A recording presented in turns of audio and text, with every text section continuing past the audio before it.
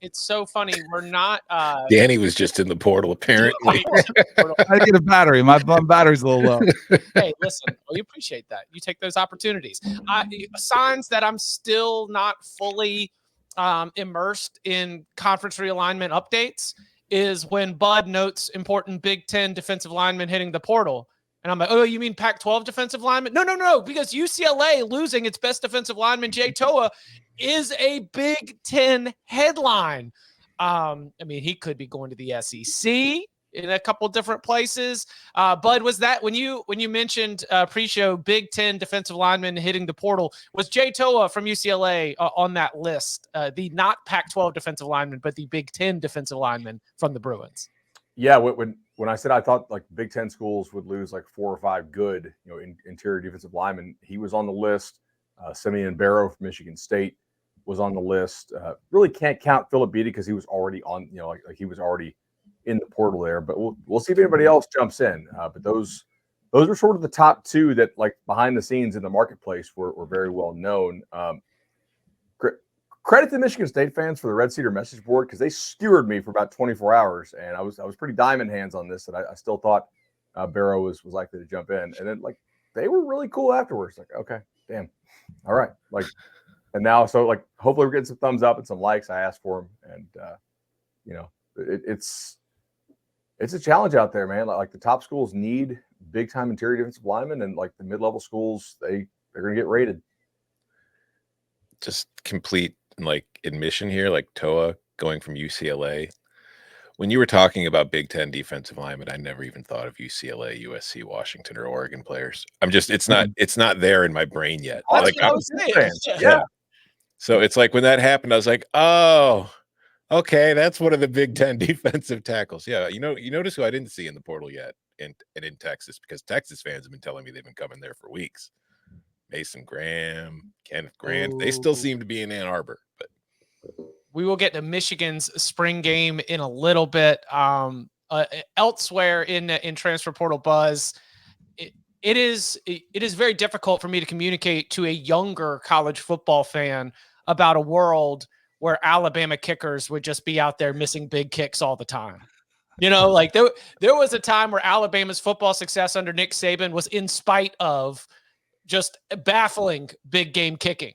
But that's because we've been living in the era of Will Reichard, who's just been absolute nails for his entire career. So the Reichard era ends, and we get Alabama just going to stick to the plan as they got a commitment from the transfer portal from a kicker. And Danny, I think this is legitimately something that we can look at as a positive. Graham Nicholson coming over from Miami, Ohio, the Lou Groza Award winner for the best kicker in the entire country. I've given props, to how much Saban is getting carried over or how much he's, still around. And this has got to be another one where you got to think Kalen DeBoer is just taking one from Nick Saban's own lessons that he's learned in the last half decade or so. No doubt. You're covering all your bases, making sure you're checking the roster, the depth chart, seeing what the positions of need are. Although I will say Graham Nicholson, a little bit of a unique style, the kicking approach, maybe a little bit off to center to the left. I'm just kidding. I haven't studied this dude at all. I have no idea what he looks like. He won the Luke Rosa, so he must be pretty dang good. And no surprise that Kalen DeBoer is going to tackle this one for sure. Yeah, the key to winning the Lou Groza Award is to make your kicks, so that way when all the voters just look at the stats, like they go to cfbstats.com to see who's like 33 or 34 on the year, they're like, oh, that guy seems pretty good. So Grant Nicholson got it. How much does a kicker command in the portal, do you think? Great question. I don't know. Yeah, because I'm thinking, like, if you're like a team that's contending for playoff berth and a national title, and you feel pretty solid everywhere, like you could argue having a solid kicker or a really good kicker could be a difference maker for you in those games. So I wonder if you're a kicker, if you've got that kind of leverage, how much you can use to that. I don't think you're getting, high 6 figures, but you could get in the low 6 figures, I would imagine. I don't know if anybody's paying 6 figures for a kicker, but I wouldn't, like, maybe mid 5 figures. I would think 50 and a car. That still seems like a lot. But it's especially to your point, if it's the last piece you need. That's what I'm saying. If you're the last piece. Like, have you ever been in that situation where maybe you had like a a certain number of chips or an allotment or a budget, and it's on your last day. Oh, traveling out of the country, right? You're sitting on some foreign currency. You don't feel like actually exchanging it. So you know what? We're going to go blow it on like however much I can get to use up the rest of these euros. So I could see it. I could see the price going up in situations like that. Just coming home with collector spoons to give to all the family. But how much drop in Italy off? is like 5 scoops of gelato, please. How much drop off is there really between Graham Nicholson and Connor Lighton from Boston College, who's the second best kicker in the portal that you could get probably for a few grand? I don't know. I think that like, Yeah, it depends on if it's a guy who can drill from like 50 plus, I would think that they could command a lot. Now, if it's just a guy who's, going to be steady and consistent from 30 to 45, okay, fine. But when you get the big leg guys, you can make the bigger kicks. I think that has a lot more value. But all right, now this is where I'm like half tongue in cheek, but also a little bit serious. Kalen DeBoer has a great deep passing game. I could see a scenario where it's an offense that can get into scoring position. And then maybe our critique is whether or not they're going to be able to get the job done in the red zone where things get small. If you are automatic from 30 to 45, be a good thing for the Crimson Tide. So we'll see. Any other? Yeah, for sure. Any other headlines from the latest updates in the transfer portal? Got a couple more names we want to get to, but I don't want to hog this. Oklahoma got Hickman, the center from SMU. That was a huge deal because like center was a glaring hole for the Sooners. So I think that's a nice one there. Colorado got Dayon Hayes from Pitt, which I thought was a really nice get. They also got Peyton Kirkland from Texas, which not quite as high on him as some. And Cormani called out Dion and said he didn't want to play for a program that's playing for clicks. So is that in Marcelo's article? I've got it bookmarked right now. No, it's a video that Cormani released. Oh yeah. Wait. Oh, you guys haven't seen this? No. Yeah. Oh. He's saying he didn't want to play for clicks while he's releasing a video on social media on his YouTube page. He also said he wants to go a real program where he's going to get developed. Look, I don't think he's wrong, but I'm also not sure that's the right way to go about it. Right. It's like the two opinions I have on this. This is like me starting a new podcast saying too many people have podcasts.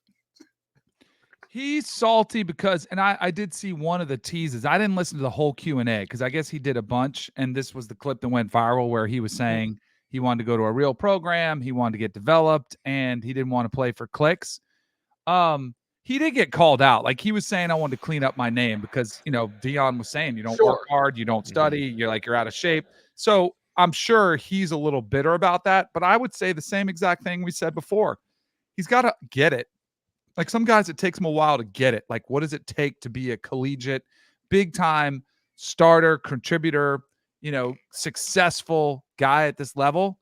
To me, this says he's still struggling to get it. Like, go prove it on the field. Then after you get all conference or something like that, and then you could go get your revenge, bring out your receipts. But it's, I think it's a bad look for everybody. I think it's a bad look for him. Dion, was that what he was tweeting about when Dion said, I got receipts on receipts? About Cormani, or is that going to be about? Okay. I mean, he's not pulling my receipts. My receipts on him have been 100% correct. So, maybe Cormani's receipts are the ones he's pulling. I don't know. Yeah. He's also remember there was also the back and forth, and we will have Colorado's spring game coming up this weekend. We will be talking about NFL draft, lots to get to over the course of the next week or so, but he wasn't wrong when he was defending his program, saying that a lot of these Colorado players that are entering the portal are not players who they had in mind as significant contributors, right? Yeah, I mean, yes and no, but many of them are ones who, he's talking about how they're the number one transfer class and how he's bringing in all this Louis, and now I tweeted about how we have a Louis liquidation sale because all this stuff you told us was Louis last year is. Right. But, but that's also, there's some part of that that's he's running guys off, or he's telling guys you're not going to play. I don't think that you can play for this team right now. And so because it was posed to me on CBS Sports Network, almost with the air of, what's wrong here. And so that's why I wanted to make sure we've got some context with the criticism of, I don't think this is a sustainable way to build a winning football team, but at the beginning, I think a lot of the exits we're seeing in this window from Boulder are guys that were not likely going to be a factor in for the team in 24. Agreed. After having a season to watch them, I think the fact that you brought in that many guys last year, called it Louis, talked it up as much as you did, and then flopped as hard as you did, it does call into question, like, does Dayon know what the heck he's doing? Right? We've seen him coach and win when he has an insane talent advantage at the HBCU level, right? But we have not seen him like be a good in-game coach or a good evaluator of talent so far at the FBS level at all. And like now he's talking about like how he expects his team to contend for the playoff on Ryan Clark's podcast, like, or First Take or whatever it is, the latest clip. So, I mean, I think there is a little bit of like, why do you guys talk about Dayon so much? Because other coaches of 4-8 teams don't talk about how they're going to make the playoff, right? They have a little bit better feel for the quality of player on their team. One more thing here, because we need to go. I don't want to just yada yada Dayon Hayes. Okay. He's the one who said that he didn't want to play for Pitt because the offense stunk, right? Exactly. Yeah. And he's going to Colorado. He's going to Colorado, where the offense won't stink. He said he wanted to compete. He said he wanted to compete to win. Will the offense be better than last year? Will the Colorado offense be better than last year? Yeah. I cannot say with any certainty, but I also felt like it was two different offenses as the roster and the depth charts like fell apart over the course of the season. Yeah, it got worse when Sean Lewis left, but the depth chart did also.